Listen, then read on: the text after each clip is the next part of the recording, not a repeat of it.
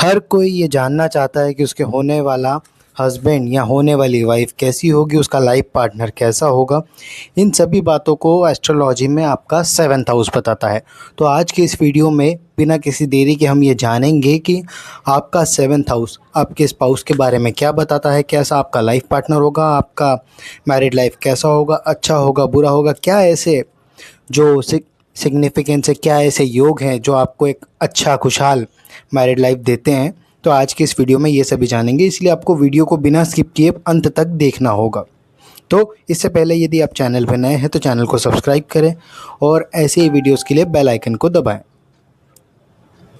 तो इस वीडियो को शुरू करने से पहले मैं आपको बता दूं, यदि आप एस्ट्रोलॉजी में नए हैं या इसके बारे में कोई जानकारी नहीं है तो आप किसी भी एस्ट्रोलॉजी सॉफ्टवेयर पे या फिर किसी भी कुंडली के एप्लीकेशन पे जा करके अपनी date of birth, birth time, birth place डालें, अपना नाम डालें। आपके सामने कुछ इस तरह की कुंडली आपके सामने आ जाएगी और आपको केवल बस ये कुंडली आपको रख लेनी है। इसे लग्न कुंडली कहते हैं। और ये जो भाव जो मैं डिनोट कर रहा हूँ, ये भाव जो है वो सप्तम भाव है। यहाँ पर नंबर कोई भी लिखा हो सकता है लेकिन भाव यही रहेगा। तो आपकी कुंडली का ये सप्तम भाव है।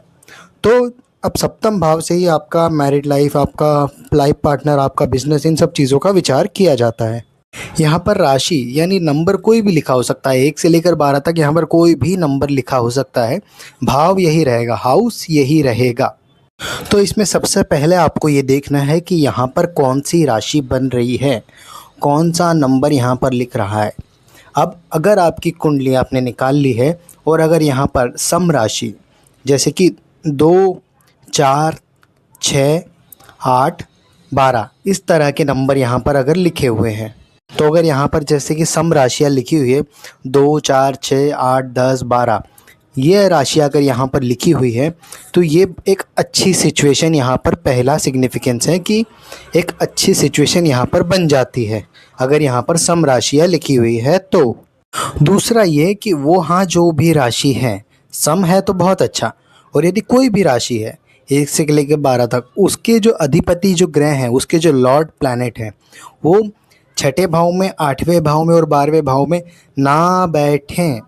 ना बैठे हो तो ये दूसरी अच्छी सिचुएशन है। यहाँ पर मैं एग्जांपल्स आपको बता देता हूँ। जैसे कि मान लीजिए यहाँ पर 2 अंक लिखा है, तो 2 अंक के अधिपति होते हैं शुक्र।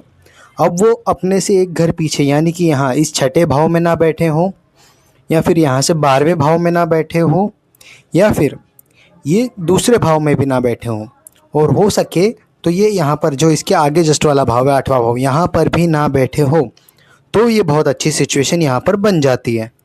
अब ये तो हो गई अपने हाउस से 6, 8, 12। दूसरी बात ये कि अपने जो कुंडली के जो मूल ग्रह जो घर होता है, जो हाउस होता है, 6ठा हाउस, 8वां हाउस और 12वां हाउस, वहाँ पर ये प्लैनेट 7th हाउस का लॉर्ड नहीं बैठना चाहिए। तो ये दूसरी अच्छी सिचुएशन यहाँ पर बना देगा। तो ये 3 इम्पॉर्टेंट बातें हैं जो आपको देखनी है। पहली कि वहाँ पर यदि सम राशि बन रही हो 2, 4, 6, 8, 10, 12, तो ये पहला पॉजिटिव साइन है। दूसरा, वो अपने उस हाउस से 6th हाउस, 12th हाउस या 8th हाउस, मतलब वहाँ 7वें हाउस से गिरने पर, अपने जैसे कि 7वें हाउस से जो 12th हाउस होगा उसके जस्ट पीछे वाला, वहाँ पर ना बैठा हो उसका लॉर्ड, उससे 6th हाउस यानी 12th में वहाँ ना बैठा हो, और फिर उसके बाद में 2nd हाउस यानी कि 2nd हाउस में ना बैठा हो। उसके बाद में 3rd कंडीशन, वो जो कुंडली के जो हाउस है 6th हाउस, 8th हाउस और 12th हाउस, 6ठा, 8वां और 12वां घर, यहाँ पर कुंडली का 7th हाउस का लॉर्ड, सप्तम भाव का स्वामी वहाँ पर ना बैठा हो। तो ये 3 कंडीशंस आपको पहले देख लेना है। अब एक एडिशनल चीज़, अगर आपकी कुंडली में 5th हाउस या 9th हाउस के लॉर्ड अगर शनि हैं और वो 7th हाउस में बैठ जाते हैं, तो ये एक बहुत ही अच्छी स्ट्रॉन्ग कंडीशन है। आपकी मैरिज को एक बहुत ही स्ट्रॉन्ग कंडीशन यहाँ पर ये बना देते हैं। यहाँ पर ये शनि अच्छे हो जाएंगे क्योंकि 7th हाउस में इनको इनके कारक तत्व मिल जाएंगे, क्योंकि काल पुरुष के आधार पर वहाँ पर तुला राशि पड़ती है जो कि शनि की उच्च राशि है। वैसे तो शनि विवाह आदि के कारक नहीं है, परंतु यहाँ पर इस कंडीशन में यदि वो 5वें या 9th हाउस के लॉर्ड बन करके 7th हाउस में बैठ जाते हैं तो ये गुड कंडीशन यहाँ पर बना देंगे। बस यहाँ पर एक कंडीशन है कि शनि यहाँ पर अकेले बैठना चाहिए, तो ये बहुत अच्छा आपके लिए कार्य करेंगे। यदि इसमें राहु या मंगल जैसे ग्रहों का प्रभाव आ जाएगा तो ये मैरिज के लिए अच्छा नहीं है। अब उसके बाद अगली चीज़, आपका जो 7th हाउस है उसमें कभी भी वीनस यानी शुक्र अकेले ना बैठे हों। शनि भले ही अकेले बैठ जाए लेकिन वीनस कभी भी वहाँ पर अकेले ना बैठे हों। अब यहाँ पर दो बातें आती हैं। यदि आप मालवीय योग देख रहे हैं, मालवीय योग जो होता है शुक्र से बनने वाला पंच महापुरुष राजयोग में से एक राजयोग है, उसके लिए देखते हैं तो शुक्र अकेले बैठे हों तो चलेगा। लेकिन अगर आप अपनी मैरिड लाइफ के लिए देखना चाहते हैं, आप अपनी जो है कि आगे चल के अपने पार्टनर के लिए देखना चाहते हैं, अपने शादीशुदा जीवन के लिए देखना चाहते हैं, तो अगर वहाँ पर शुक्र अकेले ना बैठे हो तो बहुत अच्छी कंडीशन है। यहाँ पर एक बात और आती है, यदि किसी की कुंडली में मालव्य पंच महापुरुष राजयोग बन रहा हो और शुक्र वहाँ पर अकेले बैठे हों, तो ऐसे व्यक्ति को उस राजयोग का फल तो मिलेगा, लेकिन वहाँ पर उसके वैवाहिक जीवन में थोड़ा सा कमज़ोरी देखी जाएगी। ऐसे व्यक्ति के जो रिलेशनशिप है थोड़ा सा कमज़ोर हो जाएंगे। वाइफ के साथ उसका जो रिलेशनशिप है थोड़ा सा कमज़ोर यहाँ पर हो जाएगा अगर वीनस वहाँ पर 7th हाउस में अकेले बैठे हो तो। ऐसा व्यक्ति सुखी जीवन तो जीता है लेकिन उसका जो विचारों का तालमेल है वो उसके लाइफ पार्टनर के साथ नहीं बन पाता है।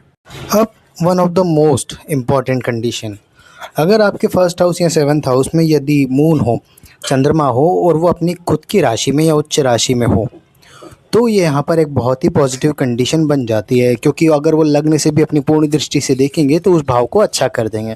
तो ऐसे में जो आपका लाइफ पार्टनर होगा वो बहुत ही चंचल स्वभाव का होगा, आपका बहुत केयरिंग नेचर का होगा और बहुत वैसे थोड़े बहुत मूड स्विंग्स उसके देखने को मिलेंगे, लेकिन काफ़ी हद तक ये कंडीशन बहुत अच्छी बन जाती है। तो ये एक सिग्निफिकेंस है कि आपका जो लाइफ पार्टनर होगा बहुत ज़्यादा सुंदर भी हो सकता है। बस यहाँ पर एक कंडीशन ये है कि आपका जो चंद्रमा है वो शुभ होना चाहिए। शुक्ल पक्ष की अष्टमी से लेकर कृष्ण पक्ष की अष्टमी तक अगर आपका जन्म हुआ है तो आपका चंद्रमा यहाँ पर शुभ माना जाएगा। और इसके अलावा यदि अगर आपकी कुंडली में लग्न में यदि बुध, गुरु या शुक्र जैसे ग्रह बैठकर सप्तम भाव को अगर देखते हैं तो वो इसे एक पॉजिटिव बना देते हैं। तो यहाँ पर आपका जो दाम्पत्य जीवन होता है वो बहुत अच्छा हो जाता है। तो ये कुछ कंडीशंस मैंने आपको बताई हैं। अगर ये कंडीशंस आपके चार्ट में हैं तो आपको कोई भी ऐसी समस्या वगैरह नहीं आएगी जिससे आपका जो मैरिड लाइफ है वो ख़राब हो। अब कुंडली में विवाह के कारक दो ग्रह होते हैं, गुरु ग्रह और शुक्र ग्रह, लेकिन मूल रूप से शुक्र ग्रह को विवाह और दाम्पत्य का कारक देखा जाता है। तो ऐसे में आपको शुक्र को भी देख लेना है कि शुक्र पे किसी पापक ग्रह की दृष्टि ना हो, शुक्र आपके जो है शत्रु राशि में या फिर जो उनकी नीच राशि में ना हो और शुक्र ग्रह अच्छी अवस्था में बैठे हों। तो अगर वीनस पे यानी शुक्र पे अगर शनि, राहु, केतु या मंगल की दृष्टि अगर पड़ती है तो फिर ये दाम्पत्य को थोड़ा सा कमज़ोर कर देते हैं। अब अगली इम्पॉर्टेंट बात ये आती है कि आपका जो 7th हाउस है उस पर शनि, राहु, केतु, मंगल ऐसे ग्रहों की दृष्टियाँ ना पड़े तो ये और भी अच्छा यहाँ पर हो जाता है। अगर इनकी दृष्टियाँ ना पड़े तो आपका वैवाहिक जीवन अच्छे से चलेगा, मैरिड लाइफ सक्सेसफुल चलेगी, कोई ज़्यादा बड़ी प्रॉब्लम नहीं आएगी। अब दूसरा, अगर आपकी कुंडली के 7th हाउस में विषम राशि जैसे कि 1, 3, 7 इस तरह के नंबर अगर आ रहे हैं, 11 ऐसी राशियाँ अगर आपकी कुंडली में उसमें सप्तम हाउस में पड़ रही है तो फिर उसका जो लॉर्ड है अगर वो बुध, शुक्र या फिर किसी शुभ ग्रह से, गुरु से या फिर इनकी दृष्टि उस पर पड़ जाए, वो जहाँ भी बैठा हो उनकी इन ग्रहों की बुध, शुक्र या गुरु इनमें से किसी ग्रह की अगर उस पर दृष्टि पड़ जाती है तो भी ये कंडीशन बहुत अच्छी हो जाती है। फिर भी यहाँ पर ज़्यादा प्रॉब्लम देखने को नहीं मिलेगी, हो सका तो प्रॉब्लम ही नहीं आएगी। तो ये कुछ बातें थी, कुछ ऐसे इंपॉर्टेंट पॉइंट्स थे जो आपके 7th हाउस में अगर हो तो आपका लाइफ जो मैरिड लाइफ है बहुत अच्छा चलेगा। और कोई भी आपका इससे रिलेटेड क्वेश्चन हो तो उसे कमेंट कर सकते हैं, अगले वीडियो में मैं उसका आंसर ज़रूर दूंगा।